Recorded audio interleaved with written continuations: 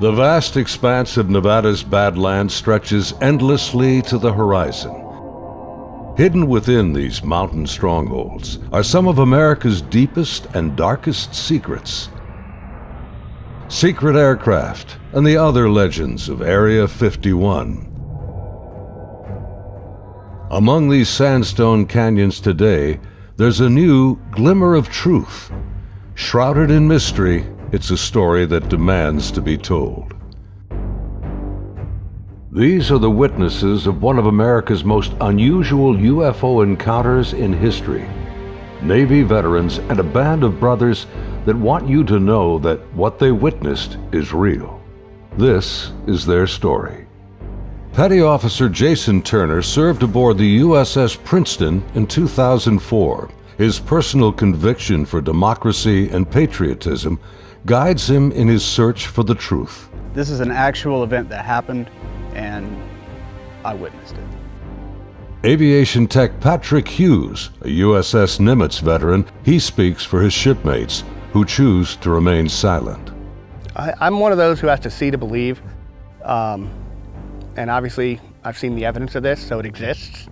Top Gun Air Intercept Controller Kevin Day and Fire Controlman Gary Voorhees, both from the Princeton, served together in the ship's Combat Information Center. They saw them first, whatever it is they are. They wanted to show themselves, whatever they were. I don't think they wanted anything really to do with us. They were literally breaking the laws of physics in my eyes.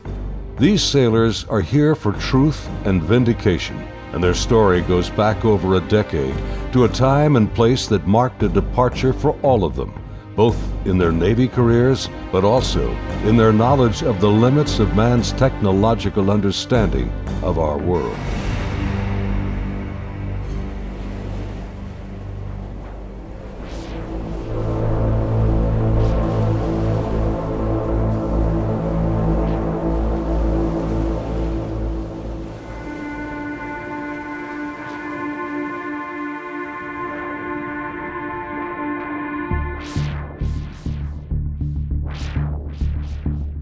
Looking out over the ocean toward the horizon, sun, sea, and sky form an endless vista, a never-ending cycle of tide, wind, and waves.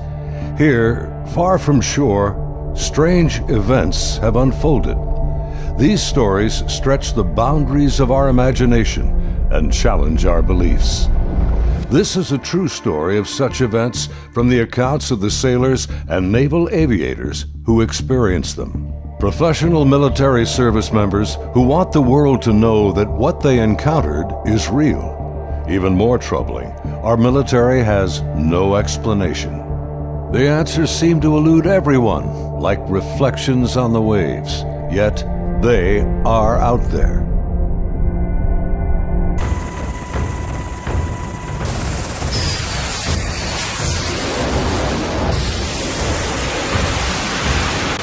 November 10th, 2004. 90 miles southwest of San Diego, California, in the Naval Operations Area, the Nimitz Carrier Strike Group and her complement of warships and the aircraft of Air Wing 11 are conducting a routine 2-week training exercise. Nearby, the guided missile cruiser USS Princeton has been tracking unknown aircraft that appear and disappear from her sophisticated Aegis radar screens. The Spy 1 Bravo radar is one of the most advanced sensors ever deployed. Princeton's main role is air defense of the strike group, and Operations Specialist Senior Chief Day is in charge of protecting the airspace around the Nimitz. And my job was to man the radars and ID everything that flew in the skies. And I also sat a position called Anti-Air Warfare Coordinator, where if we ever had to go to war, I was the guy that was going to launch the missiles and kill shit. In addition to that, I was the Air Intercept Controller. When the Super Hornets take off the carrier, I'm the guy that takes control and takes them to the fight and gets them home safe. And there was a lot of experience in that room. The captain had 28 years, I had 18 years. And the Aegis ship is our newest weapons system afloat. It's got the Spy 1 radar system, phased array radar system, and I was an expert on that. Inside the Combat Information Center, Chief Day's attention is focused on a group of unknown aircraft on the Spy 1 screen. He's trying to identify them. I was on watch, and we were probably 100 miles, I forget how far exactly that day we were, off the coast of San Diego southwest, kind of off the coast of Mexico, Baja. And I started to notice these weird tracks that were popping under my radar coverage right around San Clemente Island. And the reason why I say they were weird, because they were appearing in groups of 5 to 10 at a time, and they were pretty closely spaced to each other, and they were 28,000 feet going 100 knots tracking south. And in the back of my mind, I'm thinking, you know, that's kind of odd. I mean, I don't know anything that flies like that. They weren't on the comm air routes, the commercial airline routes. I wasn't really that concerned about them. I didn't consider them hostile for any reason at all. Another watch or two, as I'm watching, the same formation appeared again.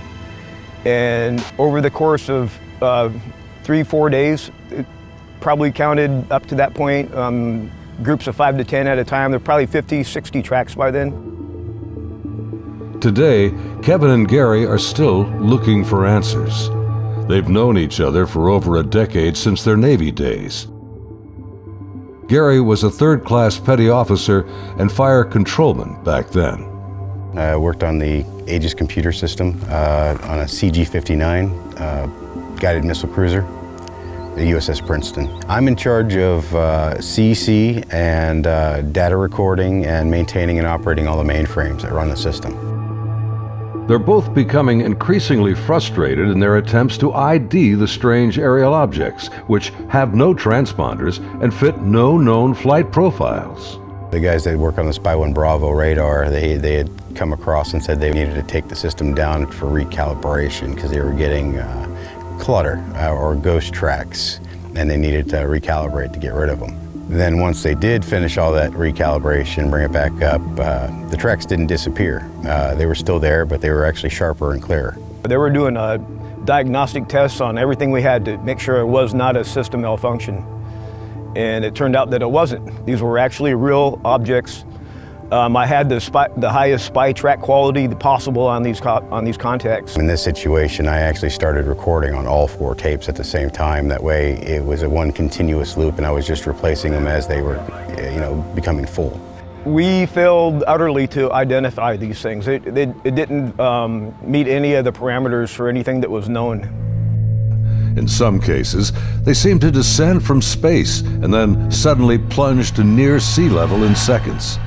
Coupled with the unidentified nature of the craft and lack of clearance, these extreme flight observations are very troubling to the crew assigned to protect the carrier group from aerial threats. Sunday, November 14th, morning.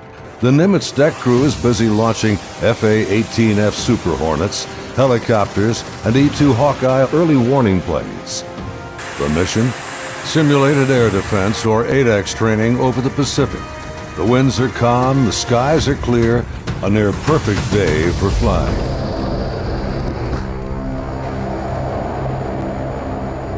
As they launch, the Black Aces Squadron has no knowledge of events happening nearby. In the back of my mind, that's when I determined I was going to become concerned about these objects, is we were getting ready to launch a whole bunch of aircraft in that same piece of sky. Fast Eagle climbs out to 20,000 feet and heads to the cap station about 40 miles south of the carrier. The cap is a rendezvous point used to form up with the other airplanes. Just 25 miles separation. The commander of Fast Eagle has over a decade in the air wing. His wingman for the day is a new pilot, a young officer on her first carrier deployment. She's paired with a senior pilot, her backseat weapons system officer for the mission. He will manage navigation and the advanced radar and targeting pods on the aircraft.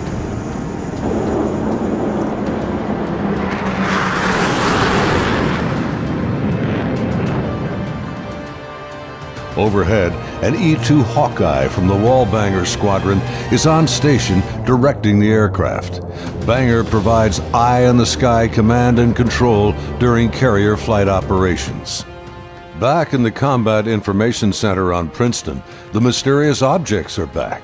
And today is the first time Senior Chief Day has jets in the air that can intercept the mysterious aircraft. Seeing these contacts, Captain Smith orders me to intercept one of them. So I went back to the console. I picked the closest one that was to us, and I had intended to let the Hawkeye do the intercept because they already had control. It was just easier.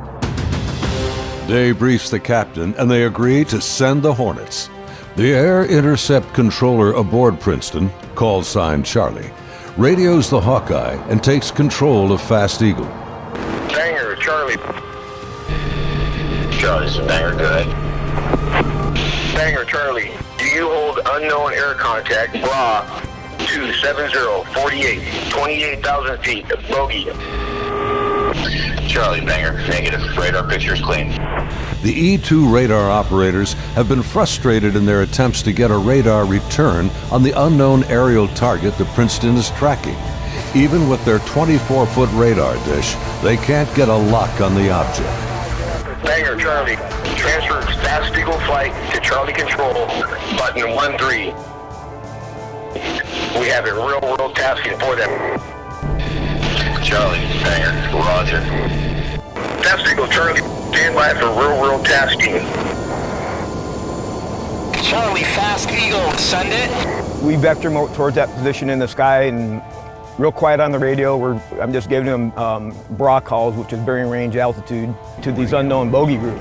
And basically I'm just telling their crew where the object is, the bearing from them, and the range from them, and the altitude so they can drive towards it. Contact bra 27041, 20,000 feet, bogey, snap, 270, over. Roger, bearing 270, 41 miles. 100, go trail. 100. Say state. State 12,000 pounds. Clean, do you have it? I'm trying to get a track on it now. They sent link 16, but my radar picture is clean. The next radio call takes everyone by surprise. Fast Eagle 110, say loadout. 110, what's your weapons loadout? Yeah, the tactical action officer, the TAO, jumps on the radio. Her name was Lieutenant Elders, and she just point blank asked the Fast Eagle flight if they were carrying any type of weapons. And there was a stunned pause on the radio. Wings clean, Princeton. We just have CADAM training missiles, and they're not coming off the rail. We're in an exercise environment, and the last thing we wanted to do is start shooting stuff. Now the controllers have the pilot's undivided attention.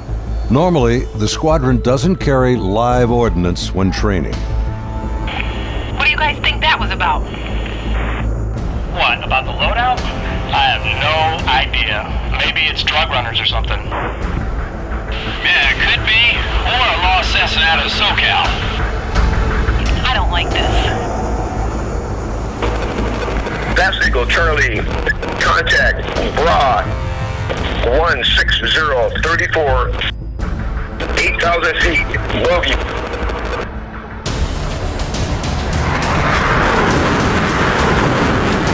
Roger, 34 miles at 8,000. Committed, your call, continuing. As Fast Eagle approaches the target, they see nothing unusual. Their onboard radars can't get a lock on the object. Fast Eagle, Charlie, bra 16010, 8,000 feet. Roger.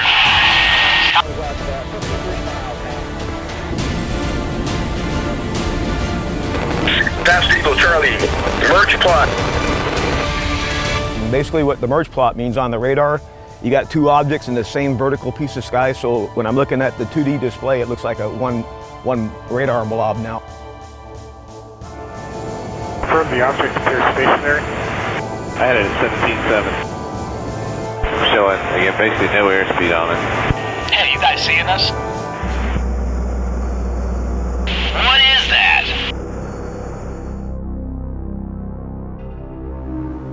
As the Super Hornets approach the target, they see a disturbance on the ocean surface. It's about the size of a 737, and it looks like something could be just below the surface.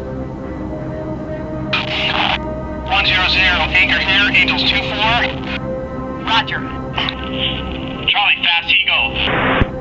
observing something in the water here, possibly aircraft in the water at the merge plot, just north of our position, about 2 miles. Charlie, roger. I'm descending to Angels 14 to take a look. Do you think that's our unknown? Man, not sure. Radar's clean. As soon as he got to the merge plot position, the object that he was intercepting dropped from 28,000 feet down to 50 feet above the water in 0.78 seconds, as I found out later the next day. As the Super Hornets get closer to the ocean disturbance, he suddenly spots another craft above it, a much smaller white object with an oblong shape, hovering, then darting just above the waves.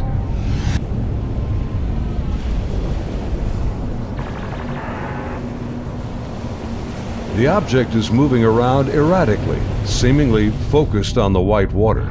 The shape is similar to a tic-tac.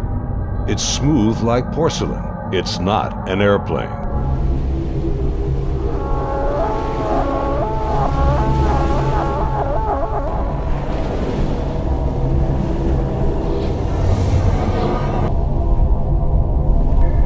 Suddenly, the object begins to rise into the air.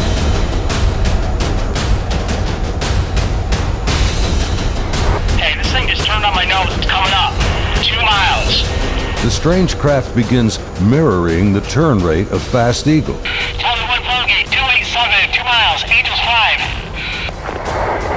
5. The object is now at his 3 o'clock position as he continues to turn with it. He's turning hard, 3,000 meters. We had the external communications in the speaker in combat so everyone could listen to it.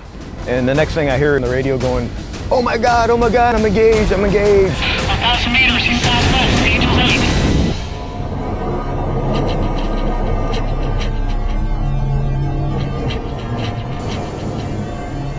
The commander is now about a mile away as he maneuvers his Hornet to get behind the unknown craft. It's about the size of an F-18, about 47 feet long, and it has no wings. As the dogfight unfolds, he quickly turns and dives to bring his jet's nose ahead of the object to close the distance.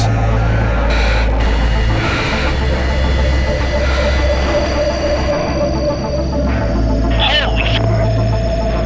It jumped. 1,000 meters, he's...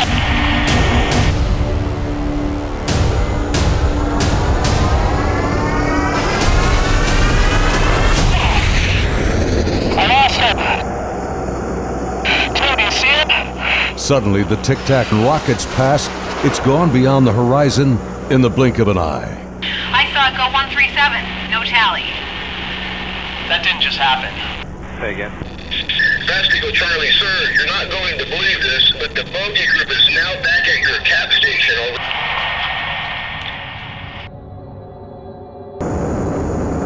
Over. As Fast Eagle returns to the area of the ocean disturbance, the object is gone, and the sea is once again calm. Soon, they land on the ship.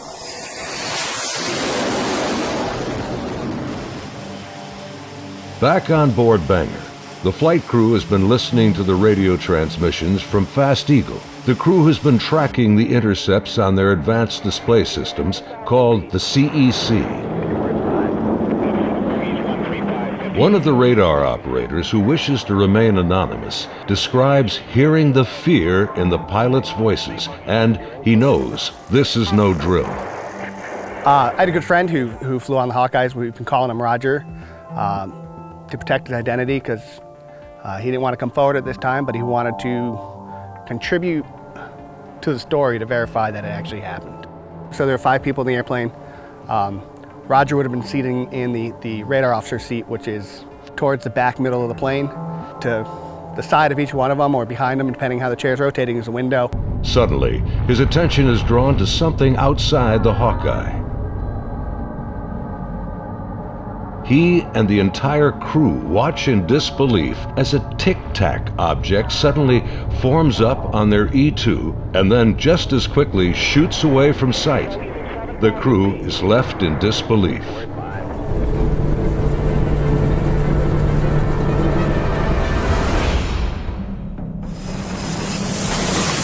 As Banger returns to the ship, the crew is shaken. The highly unusual events are troubling, but what happens next has haunted them to this day. U.S. Navy officers quickly arrive and escort the aircrew to a secure space on the ship. As the crewmen begin to take off their flight gear, an officer begins the debriefing by telling them this event did not happen, and they are given non-disclosure agreements to sign. They are warned to never discuss this event again. Again, we're preparing for the air defense exercise. Now we got all the squadrons launching off the carrier because they're all up going to do their functional check flights. Senior Chief Day watched in disbelief as the Tic Tac UFOs reacted to the incoming fighter jets. All the objects in the sky, they all dropped out of the sky from 28,000 feet down to 50 feet. Based on the Spy 1 Bravo radar system, the object descended at over 24,000 miles an hour. It was unbelievable because normally what would happen if a normal aircraft did that? First of all, it would fly apart. It wouldn't be able to withstand the G-forces, and there would be multiple sonic booms. It would be boom, boom, boom, boom, boom, boom, boom, boom, boom, and this did not make any sonic booms. From what I observed, I saw that it went from, right around between 25 and 30,000 feet down to sea level and below sea level. Contact, tag number 042. Below sea level was confirmed to me by the actual sonar techs that were in combat, in communications with other techs that had said they had an active track on it under the water.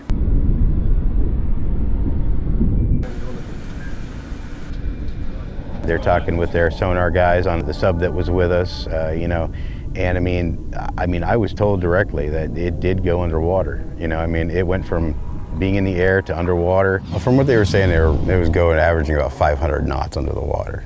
So it did slow down when it hit the water, but it didn't affect it inertially.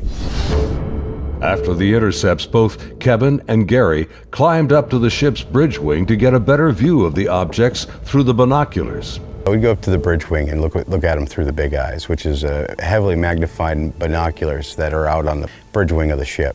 Even when I was off watch, I was usually up in combat anyway, and I was sitting at the console. I just picked the closest object to us, and I got the relative bearing from the ship, slave over to the relative bearing at about the right altitude, and saw this white light in the sky.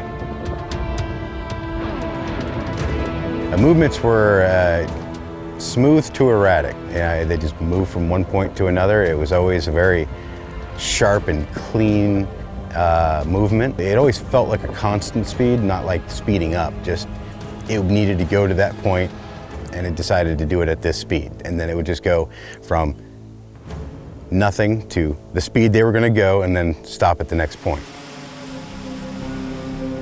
Meanwhile, back on the Nimitz, aviation tech Patrick Hughes is working to secure the classified data recorders from the Hawkeye that encountered the Tic Tac. We pull out their hard drives. We call them RMCs. We call them bricks because they physically heavy like a brick. But they contain the software to run the airplane. And they also record a lot of the data that the aircrew sees during the flight. So we take the removable stuff, we take it out, we go downstairs, back to our shop. Patrick's job involves tracking the chain of custody of the hard drives. Then we open up the safe, put them in the safe. We've got tracking sheets so we know what RMCs are on what airplane. We know who signed them out, who put them in the airplane, who took them out of the airplane. As he gets ready to wrap up the mission, there's a knock on the door. Our commanding officer's there, two other guys in flight suits, so I'm assuming we're Air Force officers because I'm pretty sure that's the insignia they had on. But they were not on the ship earlier. I did not see them come on the ship, so I'm not sure how they got there. But the skipper basically said, I need the bricks off the flight. We opened the safe, we put them in the bags. He took them, he took his two anonymous officers and left. The officers, with the classified hard drives in hand, soon board an HS-60 Seahawk helicopter and leave Nimitz.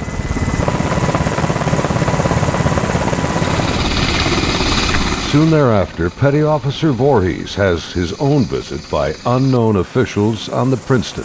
Once they landed and everybody got off, then about maybe 20 minutes later, I got called in to have all my data recording tapes turned over. And then also told that I needed to reload CEC because it had been wiped. So it was, so I turned over all the tapes, and then they also said if there's any even blank tapes to erase anything else that's in the shop. Well, they were plainclothes people that came aboard on the helicopter. It was my chain of command that took control of the tapes from me. The helo left with them after that, so because we went right back to flight ops. The link between the Tic Tacs and these men is unknown. How they became aware of the UFO encounters and how they arrived so quickly on board after the event is also a mystery. The video you are now watching is the actual gun camera FLIR footage of the Tic Tac taken by a later flight. This is the first video ever released by the U.S. government showing military planes engaging UFOs.